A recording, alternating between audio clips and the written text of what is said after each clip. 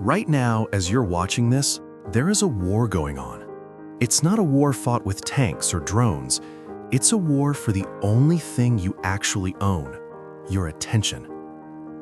Every time you pick up your phone to just check one thing and find yourself 45 minutes deep into a rabbit hole of Minecraft parkour videos or strangers arguing about politics, you haven't just lost time. You've lost a battle against 10,000 of the smartest engineers in Silicon Valley, whose entire job description is to make sure you never look away. You think you lack discipline. You think you're lazy. You think your life is just inherently less exciting than the people you see on your screen. But here's the truth. Your life isn't boring. Your brain is just being hijacked. Today, we're going to take it back. We're going to talk about the science of boredom, the trap of bed rotting, and a step-by-step roadmap to make your real life feel as vivid and high definition as the digital world you're currently trapped in. If you feel like you're just a passenger in your own body lately, stay with me. This is where we change the script. Have you ever looked at a sunset or a beautiful park and thought, that's nice, but then felt an immediate itching urge to pull out your phone? That is the sound of your dopamine baseline screaming. We've entered an era where reality, in its natural state, isn't enough anymore. We've become stimulation junkies. Think about it. When was the last time you sat in a doctor's office, or waited for a bus, or even just stood in line for coffee without reaching for that glass rectangle in your pocket? We have effectively deleted the gap from our lives. Those small, quiet moments of nothingness used to be where our brains processed emotions, sparked creativity, and rested. Now we fill every microsecond with a high-speed injection of content. The result? A world that looks gray. When your brain is used to the neon-bright, fast-paced, high-reward environment of the internet, a real-life conversation or a walk in the woods feels like watching paint dry in slow motion. You're not bored because there's nothing to do. You're bored because you fried your ability to appreciate normal. This brings us to the modern phenomenon the internet calls bed rotting. You know the feeling. It's Saturday morning, or maybe it's a Tuesday night after a long day of work. You lay down on your bed for 5 minutes. 3 hours later, you're still there. You're hungry, your back hurts, your eyes are stinging, but you can't move. You're scrolling through videos of people living their best lives while you are literally decomposing into your mattress. This isn't relaxation. This is active exhaustion. True rest leaves you feeling recharged. Bed rotting leaves you feeling like a hollowed-out version of yourself. It happens because of a massive misunderstanding of how dopamine works. We think scrolling is a reward, but it's actually a debt we're taking out on our future energy.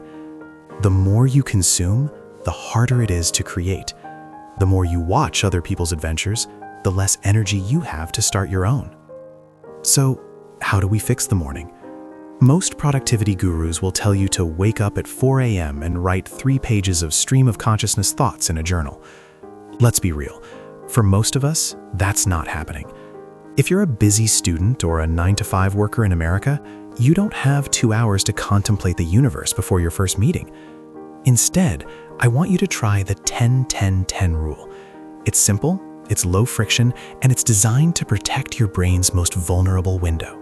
The first 10 is 10 minutes of movement. This isn't a CrossFit workout.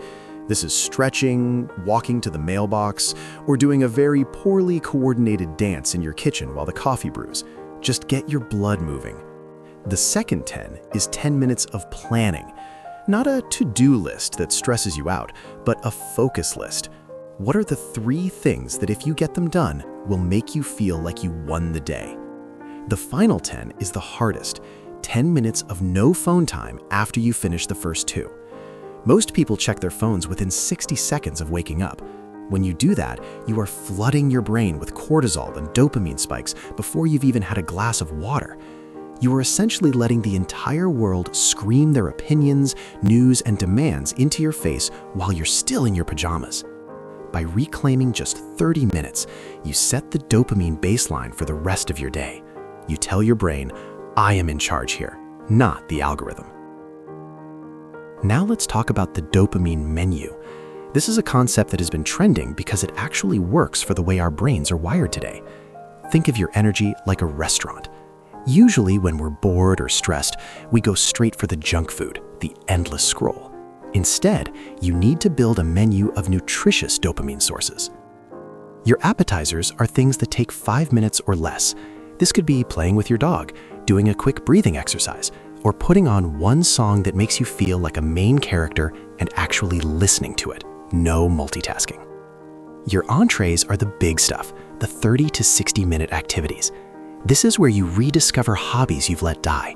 Maybe it's going for a walk without headphones. Yes, I said it. No podcasts, no music, just the sound of your own footsteps. Maybe it's reading one chapter of a physical book. And then there are the desserts. Desserts are things like social media or Netflix. They aren't bad, but they shouldn't be the whole meal. If you eat nothing but dessert, you're going to feel sick. When you have a literal menu written down, maybe on a sticky note on your desk or a widget on your phone, you don't have to use willpower to figure out what to do when you're bored. You just look at the menu and pick an appetizer. But why does the real world feel so flat compared to our screens? It's because we've lost the science of boredom. Boredom is actually a biological signal. It's your brain's way of saying, there is a lack of meaningful input here. Please go find something to explore or create.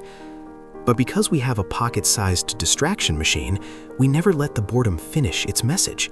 We mute the signal immediately. When you do that, you kill your creativity. You kill your ability to daydream. Some of the greatest ideas in human history came from people who were just bored. They were staring at a wall, or watching birds, or sitting in a bath. If you never allow yourself to be bored, you never allow your brain to enter default mode network, which is where problem solving and self-reflection happen. If you're enjoying this breakdown and you're ready to stop being a zombie to your screen, do me a huge favor. Hit that like button and subscribe.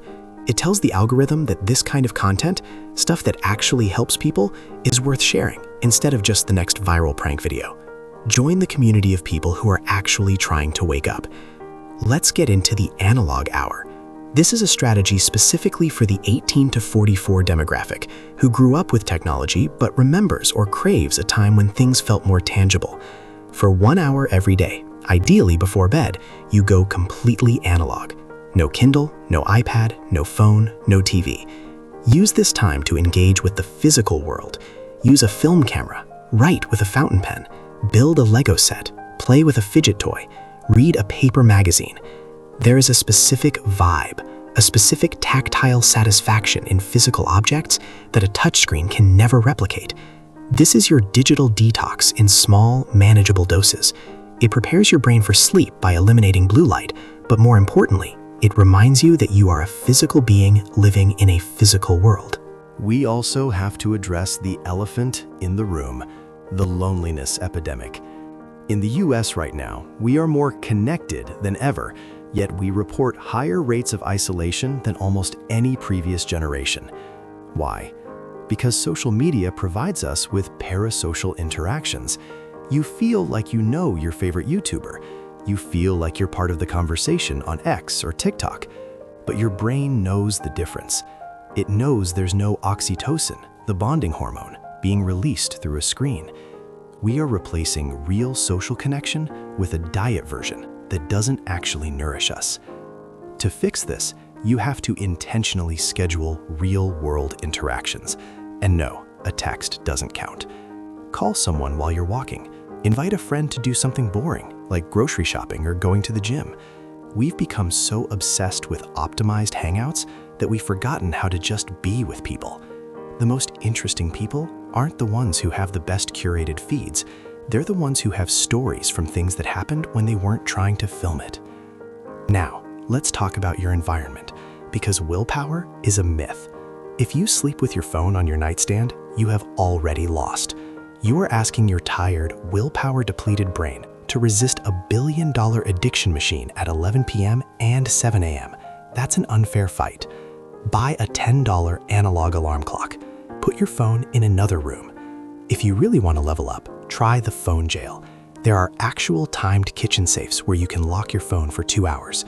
It sounds extreme because we are addicted. If the idea of your phone being locked in a box for 2 hours makes you nervous, that is the clearest sign that you need to do it. Another pro tip, change your screen to grayscale. It's in your accessibility settings. Our brains are hardwired to respond to bright colors, especially red. Those little notification bubbles are red for a reason. They trigger a warning response in your brain that demands a click. When you turn your phone to black and white, it suddenly looks like a boring tool rather than a Vegas slot machine. Instagram becomes a gray grid of nothing. TikTok loses its luster. You'll find yourself checking your phone, looking at the gray screen, and thinking, actually, there's nothing here for me, and putting it back down. You've just hacked the hack. We also need to look at the in-between moments. These are the scroll holes of our lives. You're waiting for the elevator. You're waiting for your microwave to finish. You're sitting in the passenger seat of a car. Instead of pulling out your phone, I want you to try people watching or micro-meditation.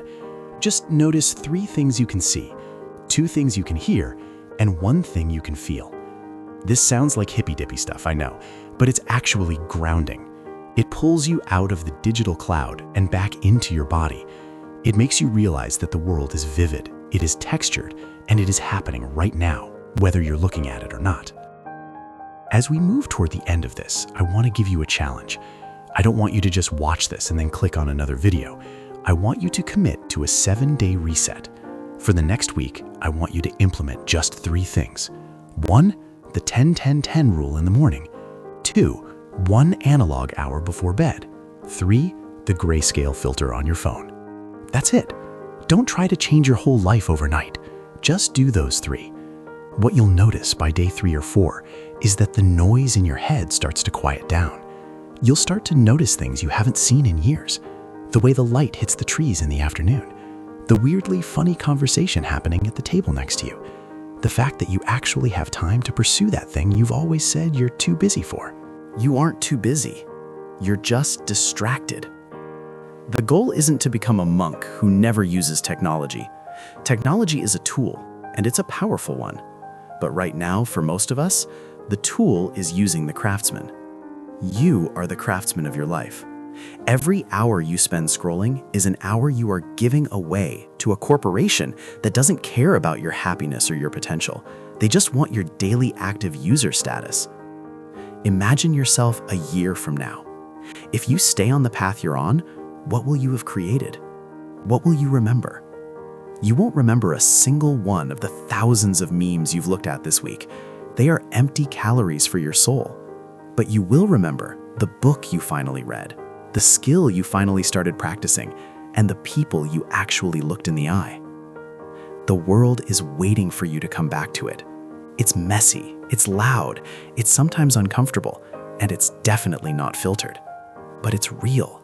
And real is the only place where anything meaningful ever happens. So here's your call to action. I don't want you to just subscribe and walk away. I want you to comment below with 1 real-world activity you are going to do today instead of scrolling. Are you going to go for a run? Are you going to call your mom? Are you going to finally clean that junk drawer while listening to the silence? Whatever it is, write it down. Declare it. The algorithm is powerful, but it's no match for a human being who has decided to be conscious. Your life is not boring. It's just waiting for you to show up. Put the phone down. Go live. I'll see you in the real world.